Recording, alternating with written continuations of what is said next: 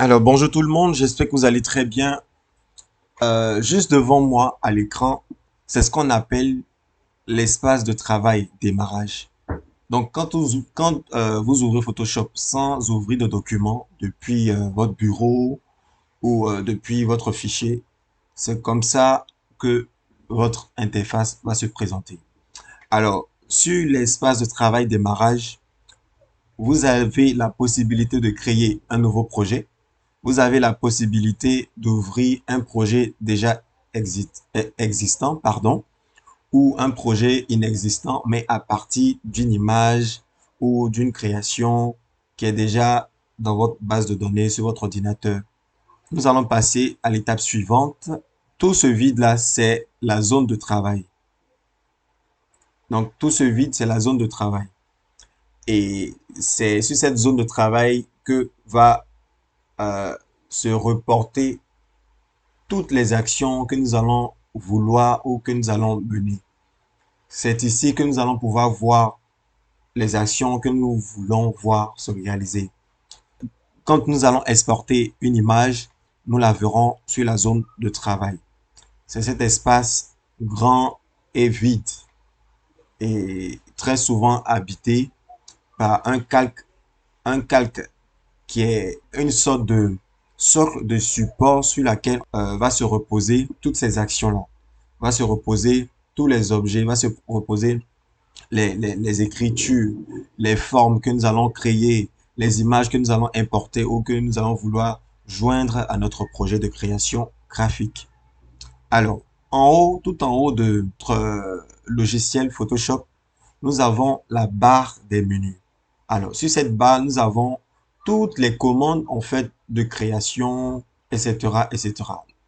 Donc, nous avons fichier. Dans fichier, nous avons la possibilité d'ouvrir un nouveau projet. Nous avons aussi la possibilité d'ouvrir un projet déjà existant. Nous avons la possibilité enregistrer sous nous permet en fait de pouvoir enregistrer notre projet soit en PDF, soit en PSD. PSD, c'est Photoshop, c'est l'abréviation de Photoshop. C'est le nom de source de Photoshop, PSD, en PDF, en JPEG, en TIFF, en GIF, etc., etc. Juste devant, nous avons édition. Édition, dans cette partie-là, nous aurons ici la possibilité d'annuler les actions que nous avons réalisées. Si c'est une action, si c'est une forme qu'on a créée dans édition, nous avons la possibilité d'annuler cette forme si elle a été mal réalisée.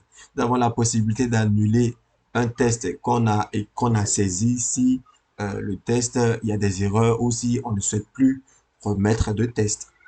Nous avons aussi la possibilité de rétablir une action effacée ou annulée. Et nous avons la possibilité de transformer des objets, des images, de changer la direction en fait des objets et des images. Nous aurons plus tard des exemples pour illustrer ce que je suis en train de dire. Mais là, nous sommes à la découverte, à la présentation de chaque outil, de chaque élément de notre logiciel Photoshop. Après édition, nous avons la fenêtre image. Dans image, ici, nous avons la possibilité, en fait, de retoucher les images, les photos, rehausser les couleurs, le niveau des couleurs, lui donner un nouveau mode de couleur à notre image. Nous avons aussi la possibilité de dupliquer, de rogner, si vous voulez, de réduire ou d'augmenter la taille de notre image. Ainsi de suite. Nous avons test. Test, c'est pour modifier notre test, c'est pour soit le copier, le coller, le convertir en forme. En fait, cette fenêtre-là, c'est pour modifier plus ou moins notre test. Nous avons la fenêtre toujours dans la barre de menu, la fenêtre de sélection.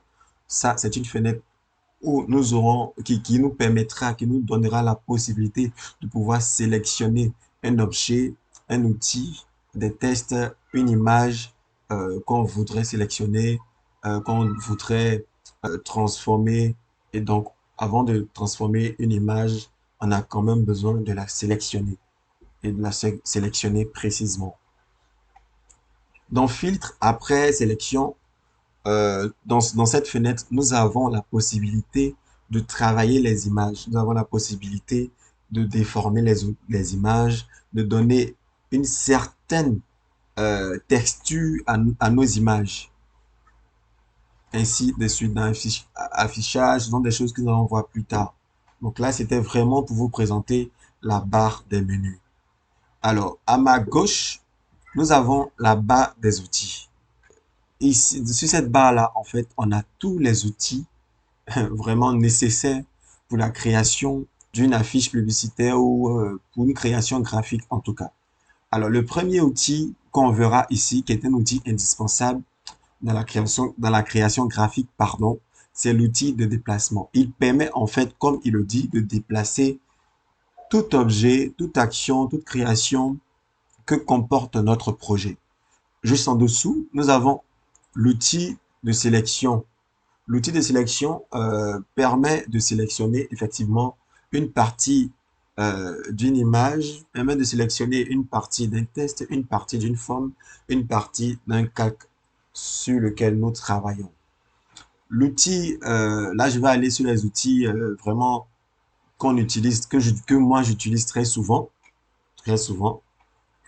Nous avons l'outil de sélection d'objets. Et, et dans cet outil de sélection d'objets, nous avons d'autres outils qui sont incorporés, comme l'outil de sélection rapide, comme l'outil baguette magique. Alors là, c'est vraiment un outil vraiment très intéressant. Il permet en fait de sélectionner intelligemment la partie, sinon une partie d'une image ou d'une information qu'on veut avoir de manière précise. Je prends un exemple. Si je mets un éléphant qui a des trompes, qui a une trompe, pardon, et deux ivoires. Si je veux seulement sélectionner, je veux découper, je veux copier, je veux dupliquer les ivoires de notre éléphant, alors j'utilise l'outil de sélection rapide ou l'outil de sélection d'objets ou l'outil baguette magique et avec un clic gauche sur les ivoires, ça va sélectionner les ivoires seulement. Ça ne va pas sélectionner toute la tête de l'éléphant, ni les trompes, ni les yeux, mais cet outil-là nous permet en fait de sélectionner, de cibler de manière précise ce que nous voulons à partir d'un clic, à partir d'une sélection rapide. Juste après, nous avons l'outil pinceau. L'outil pinceau nous permet de pouvoir donner une couleur vraiment différente de celle qu'on a au départ. Elle nous permet en fait de pouvoir colorier, de pouvoir peindre soit une forme, soit une base. En tout cas, elle nous permet de peindre. Nous avons l'outil gomme. Là, je vais à l'essentiel, vu que c'est une vidéo de formation vraiment pour des débutants. Je vais aux outils essentiels parce que nous devons travailler et avancer rapidement, mais progressivement. L'outil gomme, comme il le dit, nous connaissons tous la gomme. La gomme permet en fait d'effacer un élément qu'on ne souhaite plus voir. Donc, l'outil gomme nous sert à ça. Nous avons l'outil test. L'outil test nous permet de pouvoir écrire des tests horizontaux, des tests verticaux. À partir de l'outil test, nous avons la possibilité de changer, en fait, de donner à notre test une taille, une police différente, des couleurs, une couleur ou des couleurs différentes. Juste en dessous de l'outil test, nous avons l'outil plume. L'outil plume nous permet en fait de modifier des tracés ou des formes avec des points d'ancrage et des poignées. Alors ça, c'est un outil magnifique que moi j'aime énormément parce qu'il permet de pouvoir faire un détourage précis et très professionnel des éléments vraiment assez touffus, assez dérangés, comme par exemple les cheveux. Pour détourer les cheveux d'une personne, si tu utilises l'outil de sélection rapide, tu verras qu'il y aura des éléments qui ne seront pas sélectionnés. Parce que l'outil de sélection rapide, comme le dit, lui, il sélectionne rapidement ce qu'il voit et ce qui est dense. Si la couleur est dense et condensée, il pourra arriver à sélectionner rapidement cette partie. Il doit faire sa sélection, pardon. Par contre, l'outil plume, lui, en fait, euh, il est utilisé pour faire un détourage précis à partir des points. C'est-à-dire que l'on même fait des points, fait des cubes, fait des ronds, fait des carrés. Ensuite, nous avons l'outil forme. L'outil forme, euh, dans cet outil, nous avons la possibilité de créer des formes, de créer des ellipses, de créer des cercles, de créer des formes ovales, de créer des rectangles, de créer des carrés, de créer des traits, de créer des formes qui ont la carrure, je vais dire, d'un arbre, d'un objet.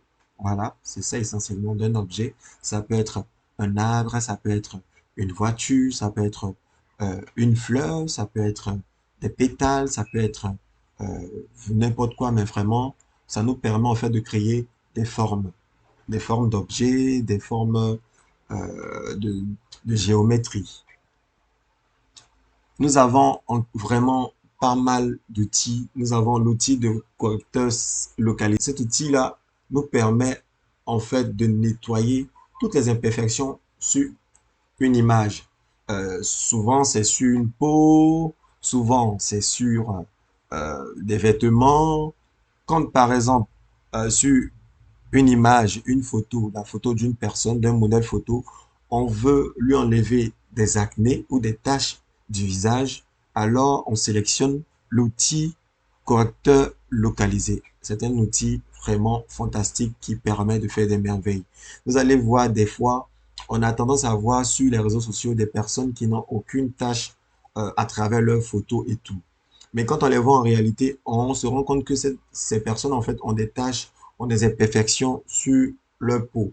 Alors, sans doute, ce sont des personnes qui ont utilisé soit du maquillage, si ce sont des femmes, ou si ces photos-là sont passées sur l'application Photoshop, alors ces personnes ont dû utiliser l'outil correcteur localisé pour nettoyer, pour apporter vraiment de la clarté, de la netteté, une peau sans tache, sans acné sur leurs photos. Alors, pour ma part, ce sont les outils essentiels que j'utilise fréquemment. Nous avons aussi l'outil dégradé. Il nous permet en fait de pouvoir créer des dégradés. La base inférieure à une couleur dense et la base supérieure en fait à une couleur qui se dissipe petit à petit. Et l'outil dégradé vraiment est très intéressant. C'est un outil qu'on utilise fréquemment dans la conception graphique. Alors là, fréquemment. Alors, l'étape suivante, c'est la création d'un nouveau projet. Et pour ce faire, nous allons sur la barre de menu. Nous faisons un clic sur nouveau. Nous voulons en fait démarrer un nouveau projet. Nous cliquons sur nouveau. Et nous avons là euh, une interface qui se présente à nous. Et sur cette interface-là, il y a une panoplie de, de projets avec des dimensions différentes. Donc, par rapport à la création que chacun voudra mener, chaque création, chaque créateur choisit sa forme par rapport au projet sur lequel il travaille.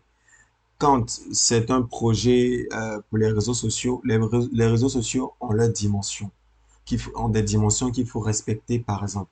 Donc, euh, il faut déjà connaître les différentes dimensions que Facebook demande par rapport aux posts, par rapport aux photos et vidéos, etc., etc. Pareil pour Instagram, pareil pour TikTok. Ce qui nous intéresse ici, c'est déjà un démarrage, un premier pas dans notre zone de travail.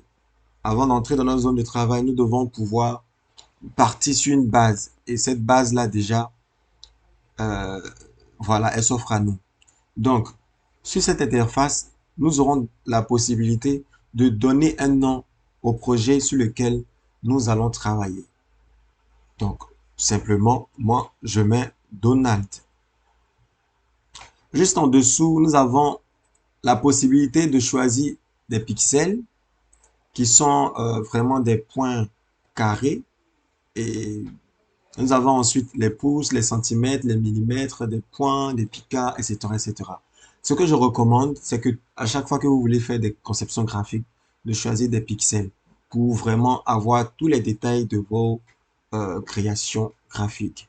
Donc, après avoir choisi les pixels, nous avons la possibilité de dimensionner ou de redimensionner euh, la largeur et la hauteur, de donner une dimension, une largeur ou une hauteur qu'on veut obtenir. Si par exemple, je veux travailler sur un projet de forme carrée, d'une valeur de 1000 en largeur ou d'une valeur de 1000 en hauteur, on aura un carré. Comme on peut partir, moi très souvent, je pars sur la base d'une valeur de 2000 en largeur, d'une valeur de 2000 en hauteur. Mais peu importe, ça ne gâche en rien ta conception graphique.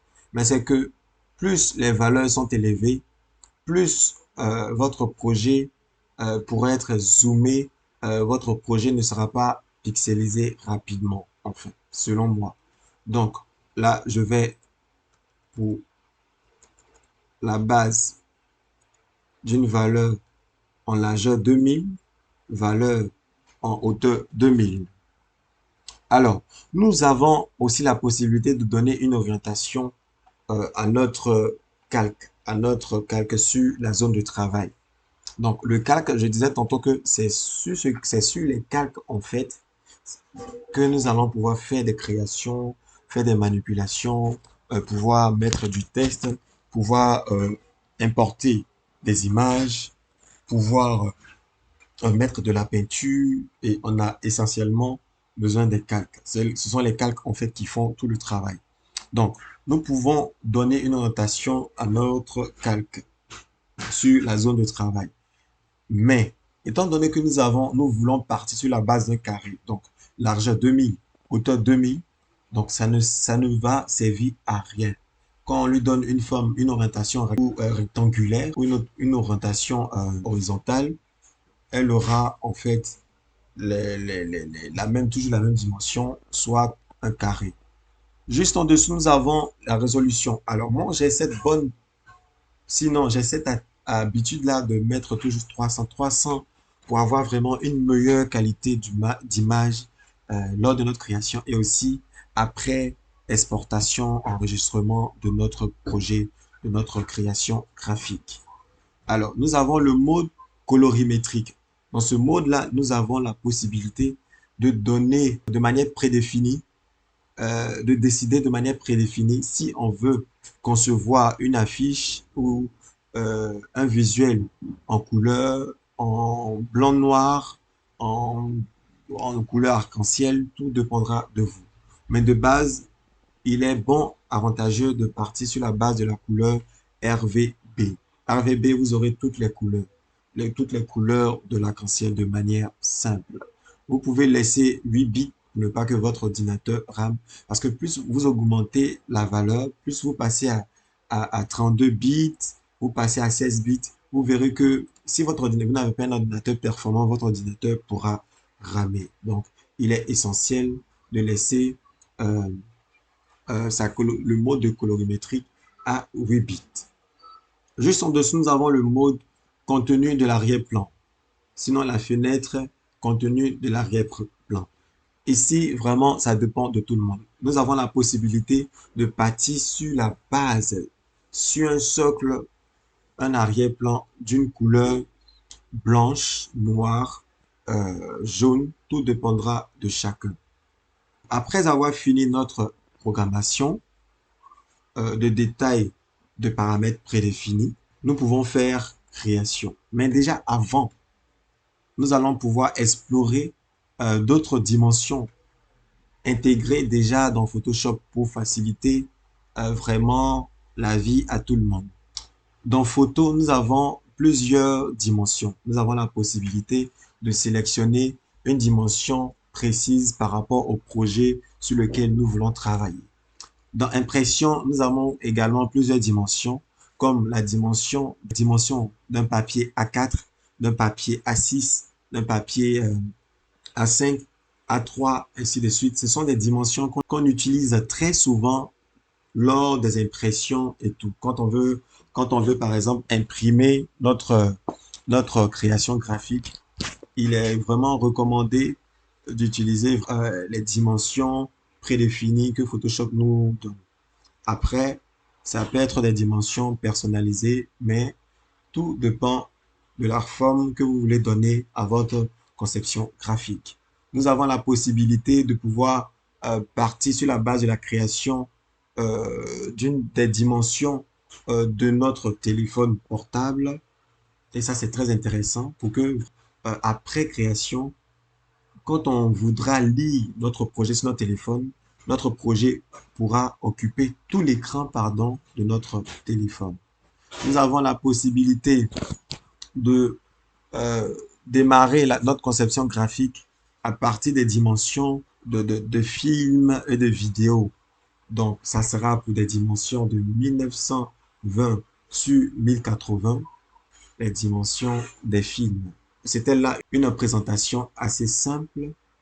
Maintenant que nous avons une idée des informations que comporte cette interface, nous allons passer à l'ouverture de notre tout premier projet. Alors, quand vous faites création, créer, voilà ce qui se présentera à vous. Celui que vous voyez en blanc, c'est un calque. Et on a vu que à la base, on a choisi un calque blanc. On aurait pu créer un arrière-plan noir, transparent, rouge, bleu, jaune. Ça dépend vraiment de chaque personne, de la base sur laquelle nous voulons démarrer notre projet de conception graphique.